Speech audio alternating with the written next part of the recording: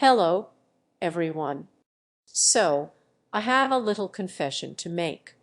I had an idea for a video while looking at Stefan Molyneux's The Truth About Acodec series. In particular, his videos about popular contemporary movies. Now, my idea was to watch all of those videos and make a sort of rapid-fire, reverse, Cinemason's style debunking video where I point out all the time Stefan screwed up, or misremembered something, or misrepresented what was in the movie, and so on.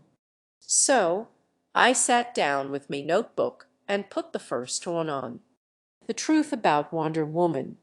Now, as I watched this video, I very quickly realized that my original idea was not gonna pan out. You see, Stefan gets so many things wrong about just this one particular movie that any response seeking to address all of his movie videos would probably be several hours long. So, I had to abandon my original plan and just concern myself with the truth about Wonder Woman today. I am very sorry. And now, the reason I started out by watching that video is because I was honestly looking forward to Stefan's take on the Wonder Woman movie. And that's because, back in April, Stefan posted this tweet. Pasta in tomato sauce. Now with feminist virtue signaling. And there's a photograph of a can of pasta in tomato sauce with some female superheroes on it. Wonder Woman included. And I like this tweet a lot for a few reasons, and let me briefly run them by you. Firstly, I like the idea that a can of pasta is apparently feminist because it has a picture of a cartoon lady on it.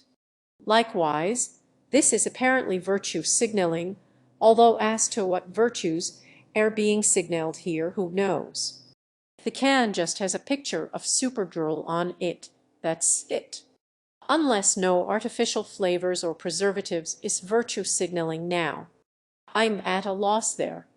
The next thing I like about this tweet is that Stefan appears to have purchased the can of pasta in tomato sauce in order to complain about it, which would be funny enough by itself, to be honest, but as people were quick to point out to Stefan, the cans also had versions with male superheroes on, such as Superman and Batman. Apparently the existence of male superheroes on cans of pasta doesn't qualify as virtue signaling for whatever reason. This is Molyneux's projecting problem that I've spoken about in a previous video.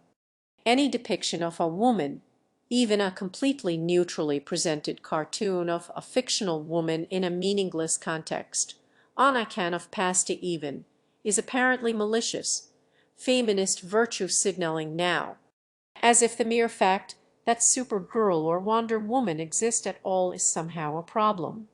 So anyway, after seeing Stefan's take on a can of pasta with Wonder Woman on it, how could I not be excited for his video review of the Wonder Woman movie that came out this year? We know how much Stefan likes seeing women fight against men in movies, and this movie has the all-female warrior race, the Amazons in it, so you know we in for a good time. So, let's get to it. And we gonna go about this semi-chronologically here.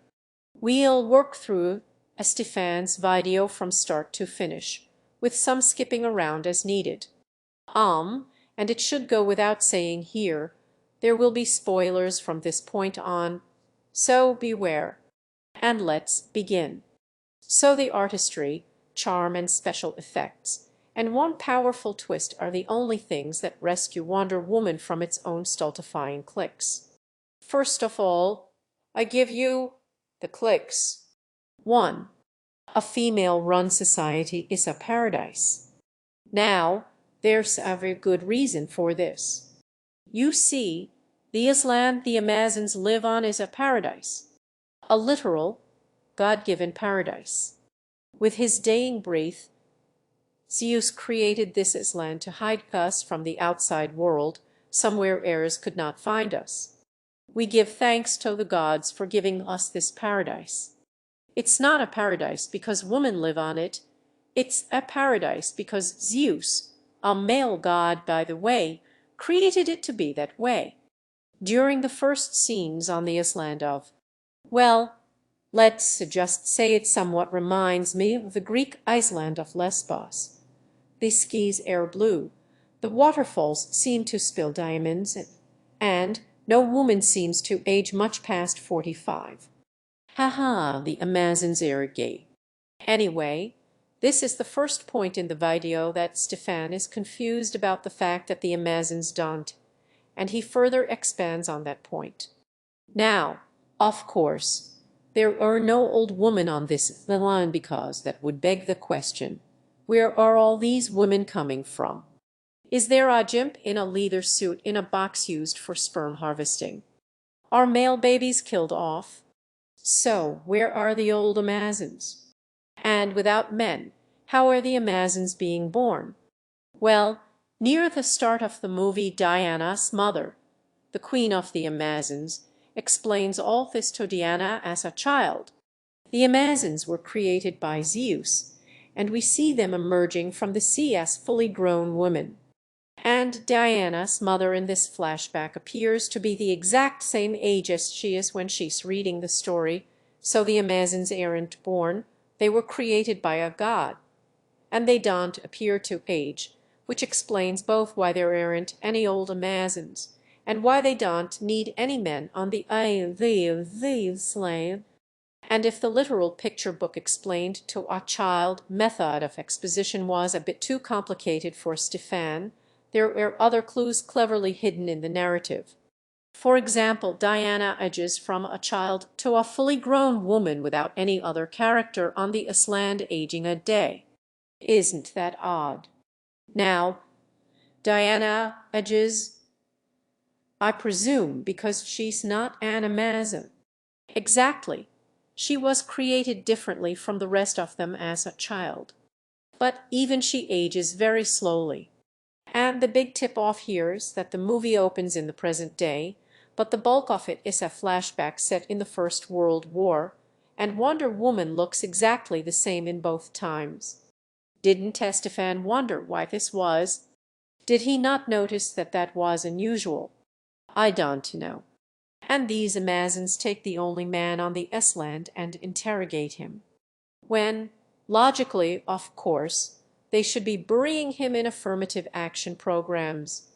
Now, this is a minor point here, but the Amazons interrogate him because he's dressed in the same uniform as the soldiers who attacked them. Because he's a spy. You. No, mother.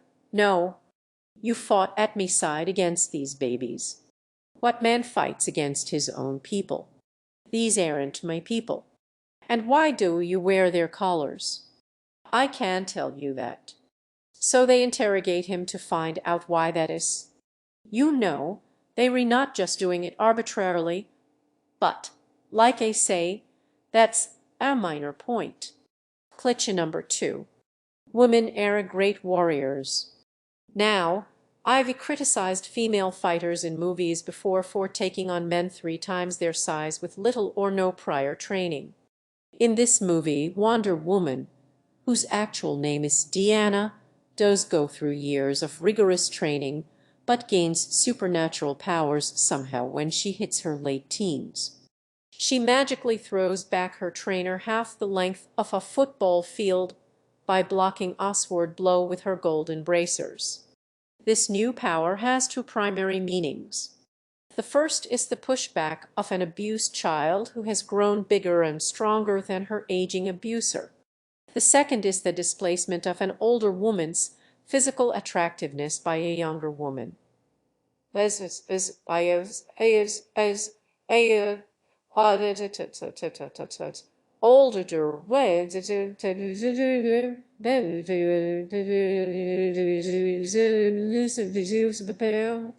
Oh, come on, come on. Oh,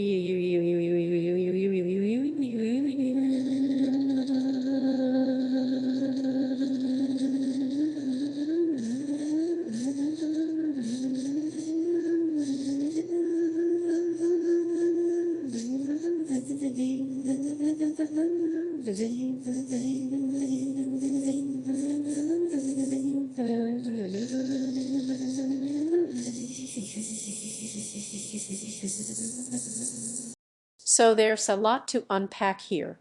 First off, Wonder Woman's size doesn't.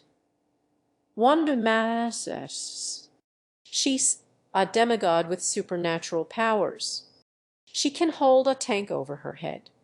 You know, the amount of training she doses, with regards to fighting against human men, anyway, completely inconsequential. She's training to fight against Ares, the god of war. She could crush a human man's head like a grape even if she had trained a day in her life, because she's not human. Secondly, Stefan's two primary readings of the meaning of this scene are very telling. The pushback of an abused child and the displacement of an older woman's physical attractiveness by a younger woman. Now, okay, I'm generally rather accepting of unconventional takes on movies. I mean, I have to be. I am Paul's with the prequel defender himself. But I can't help but think Stefan is reaching a little too far here. Diana and her aunt appear to have a good relationship, so I'm not sure the abuser angle flees, really. To me, this scene is just showing that Diana has some unexplained power that differentiates her from the rest of the Amazons. That seems to be the primary meaning of the scene, and, as we'll see later in the video, it's a meaning that Stefan missed somehow. But we'll get back to that later. Cliché number 3. The hot Amazon supermodel librarian. A beautiful woman who has no idea how attractive she is. The dream of beta males everywhere who've never listened to Stanley Kowalski from A Streetcar Named Desire, who says this to an erotic woman fishing for compliments. I never met a dame yet that didn't know if she was good-looking or not without being told, and there's some of them that give themselves credit for more than they've got. Trust me, the lead actress may be playing a knave, otherworldly warrior, but in real life, she knows exactly how attractive she is. She was a model who married a man who sold a hotel for $26 million. Here's a hint. You're not going to take off her thick glasses, tell her she's beautiful, and have her fall in love with you. So for cliché number 3, I have 3 points to make. Isn't that nice? The first is that Diana is too human and has never interacted with human society, and therefore doesn't have the same ideas about what is appropriate behavior or is attractive to the opposite sex. She's never even met a man before the events of the movie. Have you never met a man before? What about your father? I had no father. Secondly, it doesn't matter who the actor is. She's playing a character. We know she's rich and famous in real life, but that isn't supposed to affect the narrative of the film. You know, does Stefan do this for other movies? Henry Cavill can't fly. He's just a regular human actor. This film doesn't make any sense. Thirdly, the idea that Diana is still very attractive even if you cover her up and put glasses on her, is actually stated outright in the film. Ye really, Specs. Suddenly she's not the most beautiful woman you've ever seen. The sudden beauty you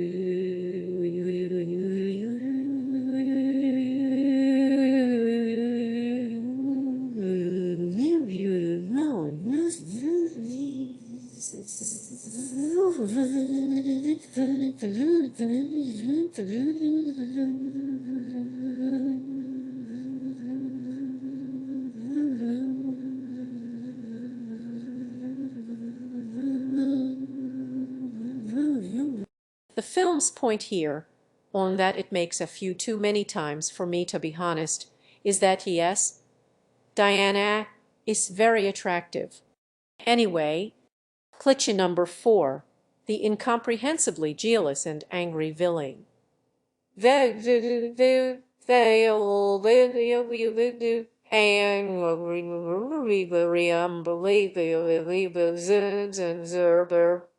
Now, the intergalactic badass in Wonder Woman is the god Ares, who becomes jealous of Zeus' favorite created toy, humanity.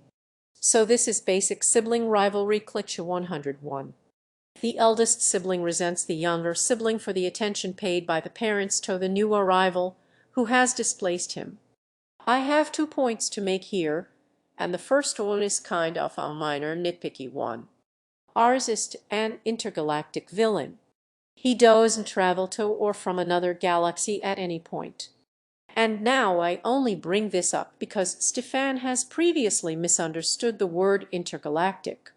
Now I think he thinks it means like phenomenal or grand or something. Anyway, secondly here, Stefan says Ares, the god of war, being angry, is a clay. And if Stefan has a problem with the conflict between Zeus and Ares, or Ares being violent and angry, or even the Amazonian warrior women, he really needs to take that up with the ancient Greeks.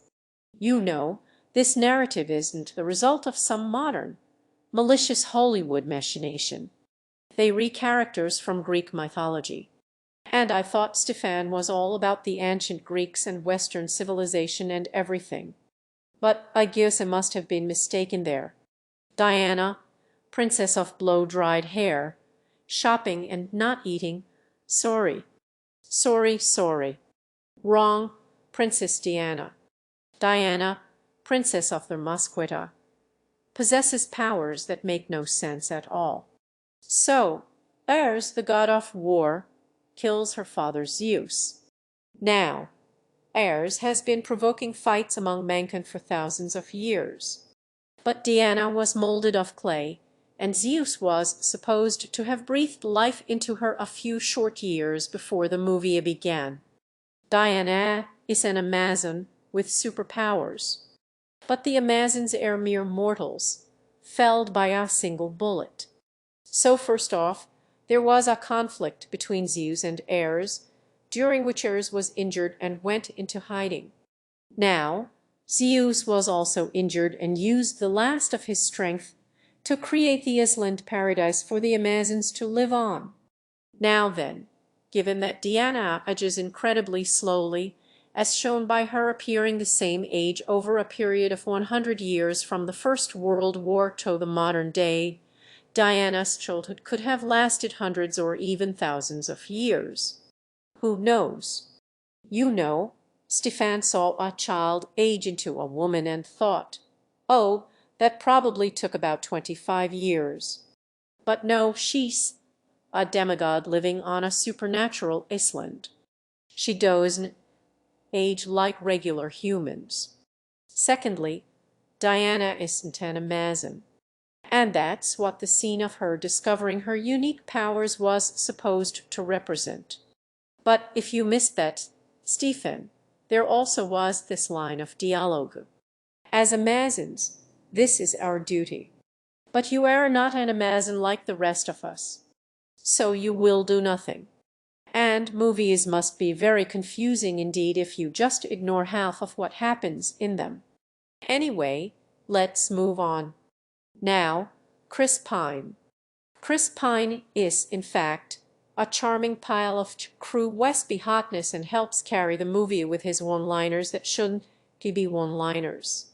Now, as the audience, you become attached to him and then, of course, he has toadies so that the population of the world always gets used to male disposability.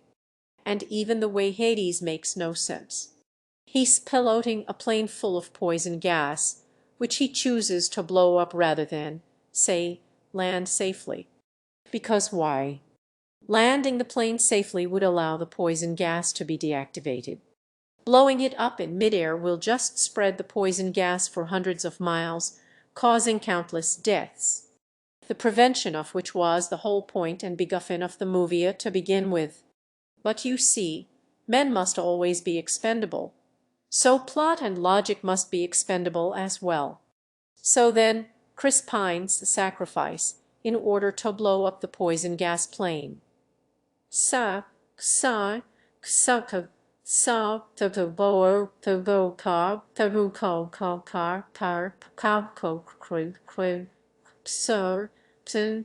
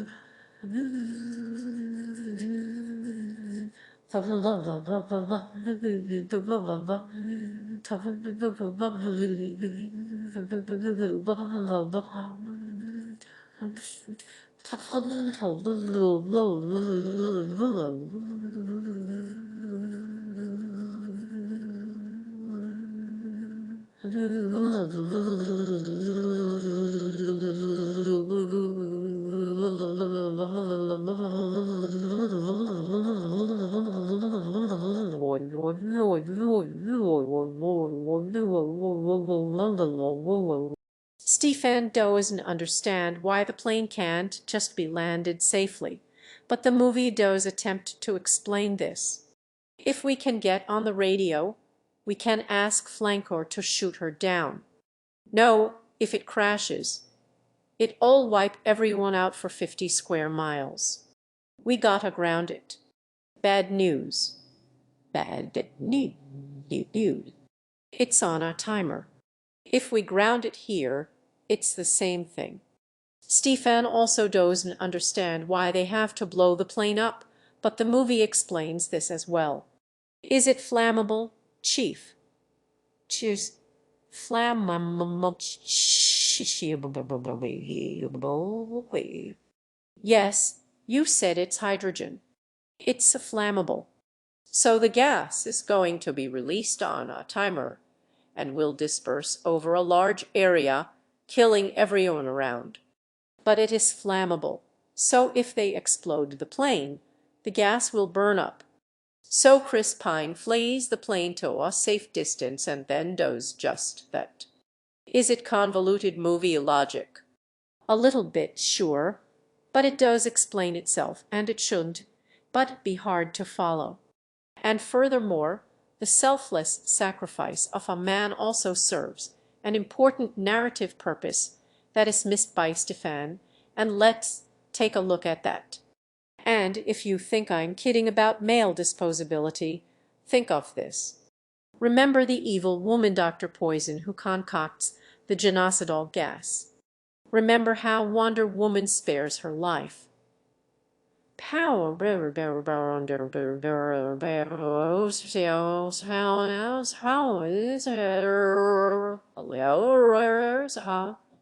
She gets to live. The good guy doesn't. So then, Diana spares the life of the evil Dr. Poison, and this proves male disposability, apparently. But I feel like Stefan may have missed the point of this scene. If you couldn't believe such a thing. You see, ours is using her to say to Diana, look, humans are rubbish. They re-evil. They make weapons to kill each other with. Let's team up and we'll go and get them. And in response to this, Diana remembers Chris Pine and how nice he was, blowing himself up to save everyone.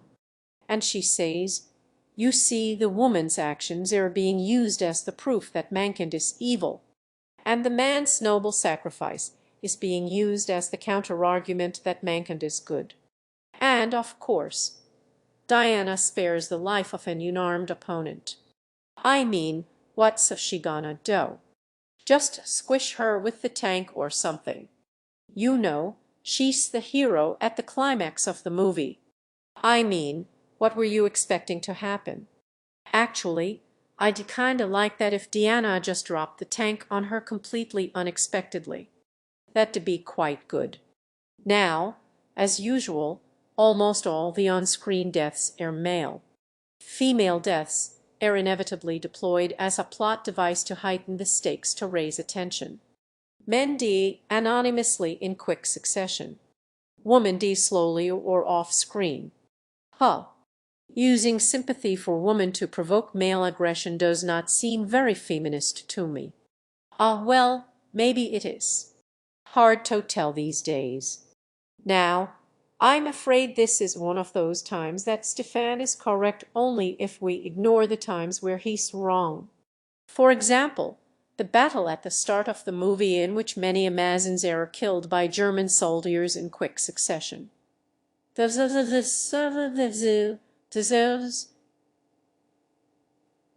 That way quick, so we click will serve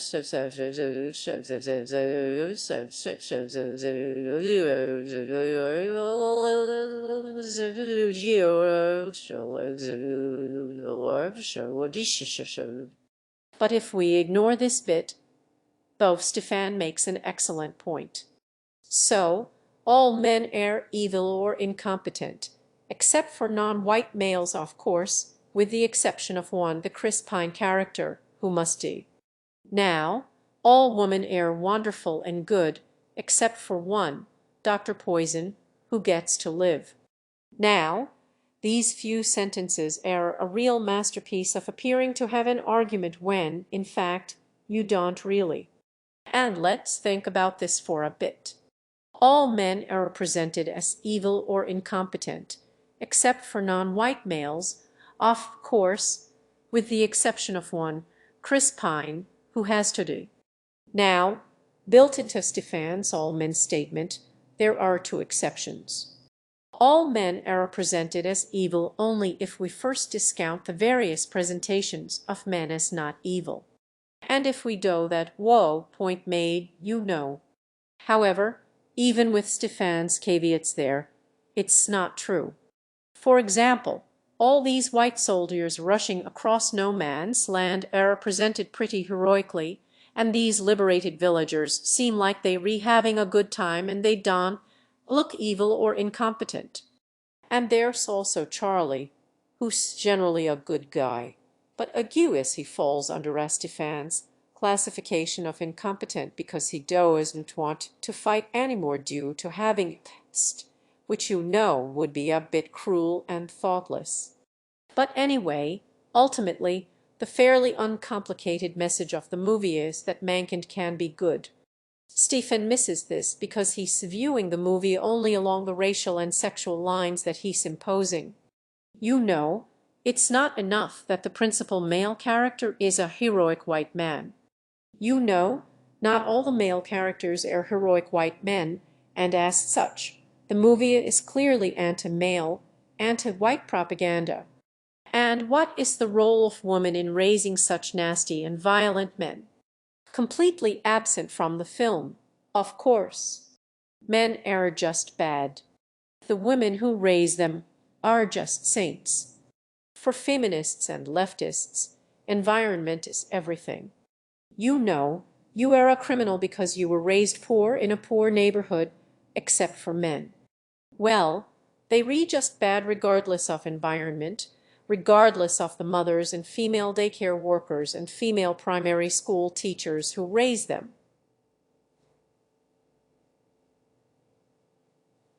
The real emails of these whose daycare why lose you when it will be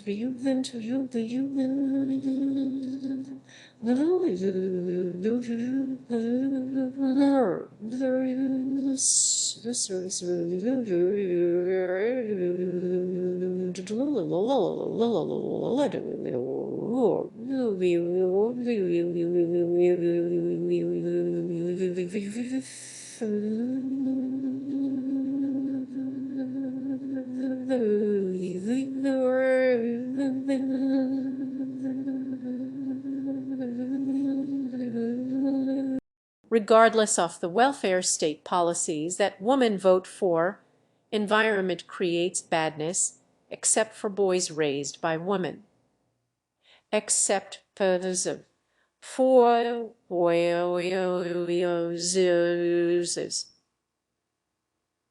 what do you want?